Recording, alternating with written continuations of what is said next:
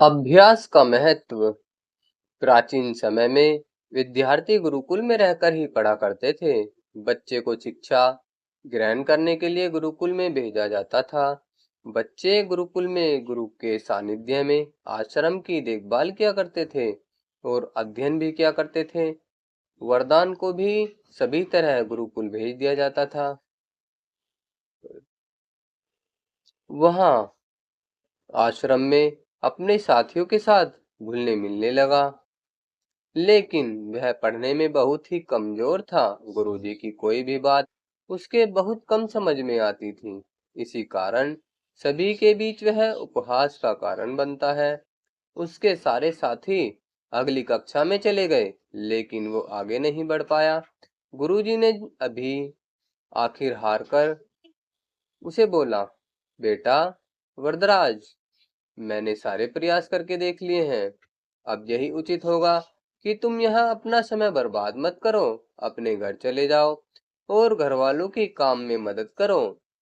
वरदराज ने भी सोचा कि शायद विधा मेरी किस्मत में नहीं है, और भारी मन से गुरुकुल से घर के लिए निकल गया।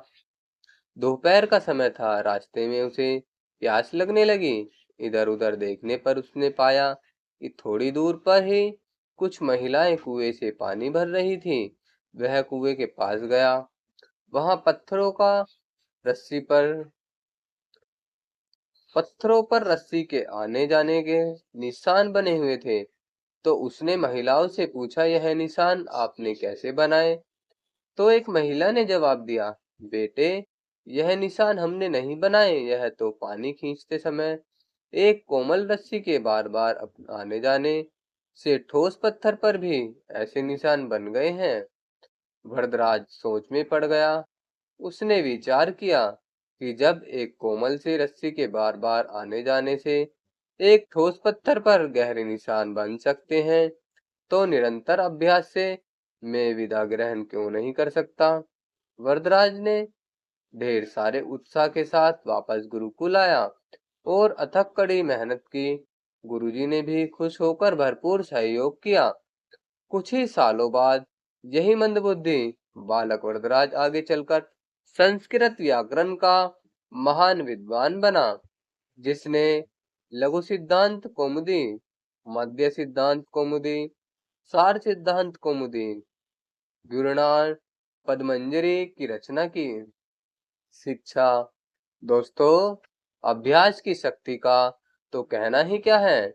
यह आपके हर सपने को पूरा करेगी। अभ्यास बहुत जरूरी है, चाहे वो खेल में हो या पढ़ाई में या किसी और चीज में। बिना अभ्यास के आप सफल नहीं हो सकते हो।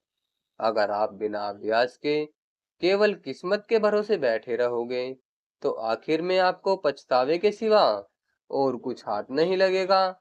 इसीलिए अभ्यास के साथ धैर्य, परिश्रम और लगन रखकर आप अपनी मंजिल को पाने के लिए जुट जाएं।